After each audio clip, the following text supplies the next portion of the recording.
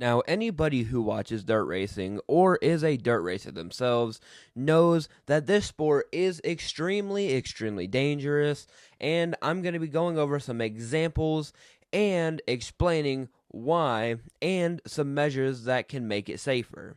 Specifically, I'm going to be talking about 410 swingless sprint cars. Now, we have 410 wingless sprint cars, 410 wing sprint cars, 360 wing sprint cars, and we also have 305 wing sprint cars. But we're going to focus on 410 non-wing sprint cars today. Now, if you're new to the sport of dirt racing and you don't know what a sprint car is, sprint cars are very powerful race cars. The 410 series, which is one of the most popular series, uses a 410 cubic inch V8 engine that creates anywhere between 700 to 800 to even 900 horsepower. Now, if you want a comparison, a NASCAR Cup Series engine is 358 cubic inches and generates just about 900 horsepower, except they weigh 2 times the amount that a 410 sprint car weighs. Now, wingless 410 sprint cars usually weigh between 12 and 1,500 pounds with the driver inside, and the average NASCAR weighs 3,300 pounds. I think you can see how big of a difference that really is. Now, the first thing I'm going to be talking about that makes sprint car racing rather dangerous is their open wheelbase. As I have seen time and time again, if you are not careful with how you drive, you can very easily ramp over somebody's tires because there are no fenders in there to stop you from doing it, like this.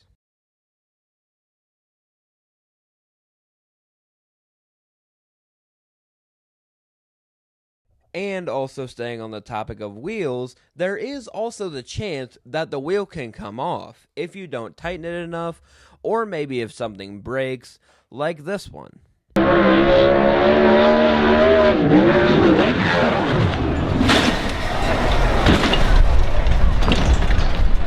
And the next thing that we're going to be talking about is safety. Now, safety equipment is very, very important when it comes to racing sprint cars. Now, with sprint cars, obviously, you have roll cages now, which, believe it or not, old sprint cars back way when did not have roll cages. Those are 100% required in every single type of sprint car or even modifieds, late models, street stocks, 4 cylinders, anything like that. You must have a roll cage.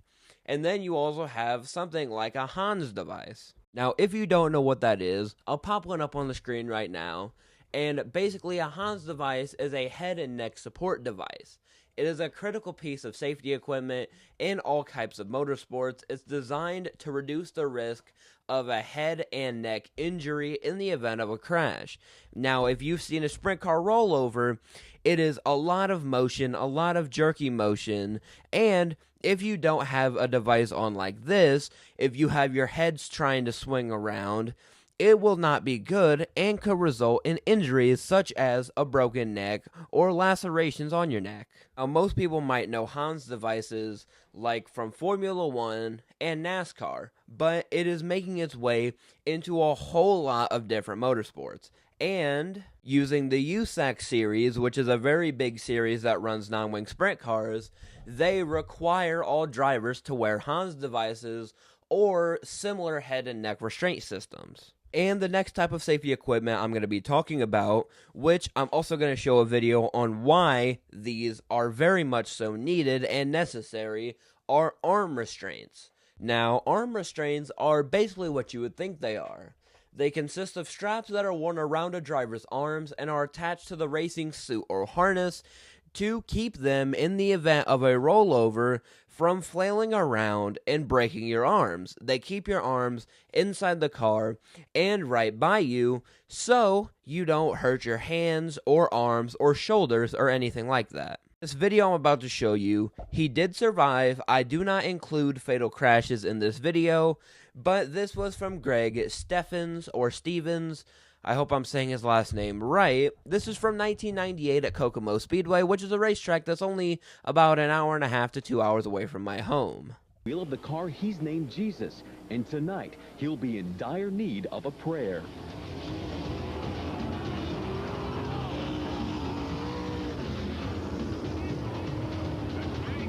And as you saw in that video, you could see his arms out of the roll cage. With arm restraints, unless they break, that would not happen.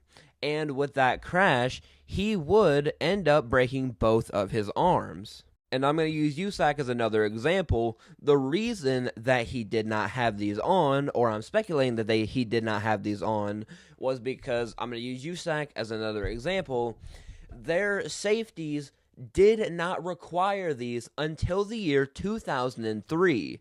Now, I said before, this crash happened in 1998, and that was 5 years before they started being required in USAC. Now, also in that crash, you saw his front wheels went up off the ground. That is not uncommon for sprint cars, as like I said, they have a lot of power and don't weigh a lot. And he hit the brakes, the car got twisted, and then it sent him rolling. I have seen that happen time and time again, which is why it takes so much skill to drive one of these race cars. And if you're wondering what type of fuel these race cars use, sprint cars typically use methanol as their fuel, which is the most common fuel in sprint car racing.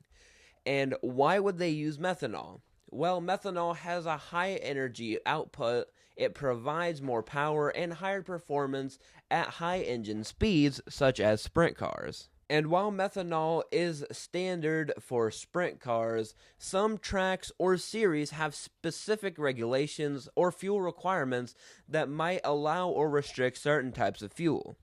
But a big issue with methanol is if a methanol fire does occur, it can be invisible. So, if you see a sprint car roll over, it may look normal, but that sprint car could very well be on fire and you would not know.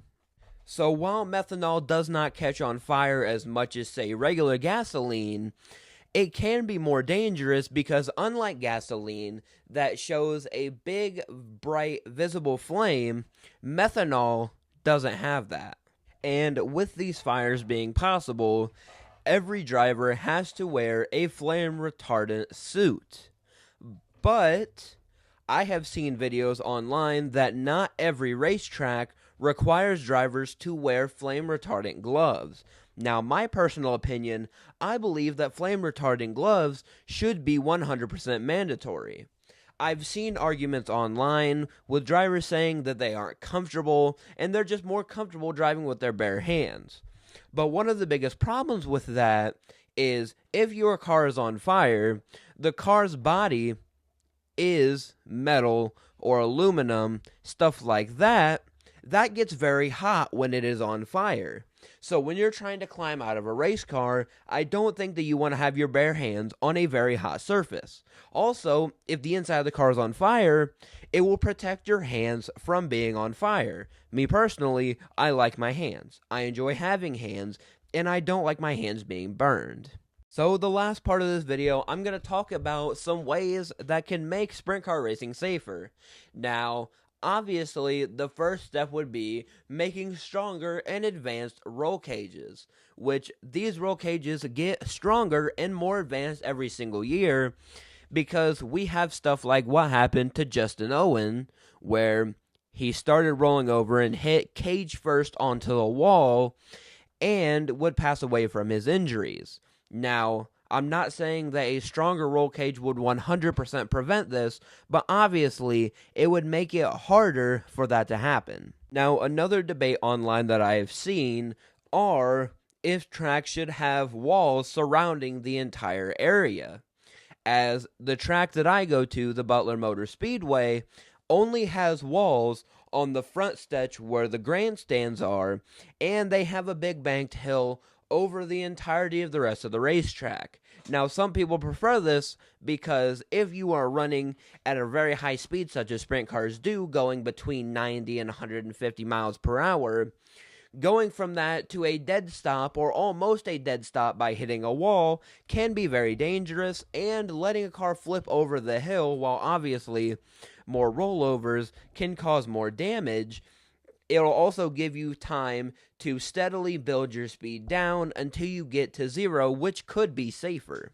Me personally, I would prefer to not have walls fully surrounding it for you being able to build up and then slowly start digressing in speed instead of going from 100 to 0, which was one of the issues with Justin Owens. He was going close to 120 miles per hour and then went up into the fence and pretty much went from 100 miles an hour to 0, and that force was not good on your body and can cause serious injuries. But with that being said, let me know what you guys think about this down in the comments below. What kind of safety measures you would add on to race cars to make them safer, and any critiques you have for my videos. I read a lot of the comments, and I'm trying to form my videos. I'm doing even more research than I have in the past. Now that my videos get more reach, I need to understand that I gotta focus and not get information wrong. So I apologize if any information is wrong in this video.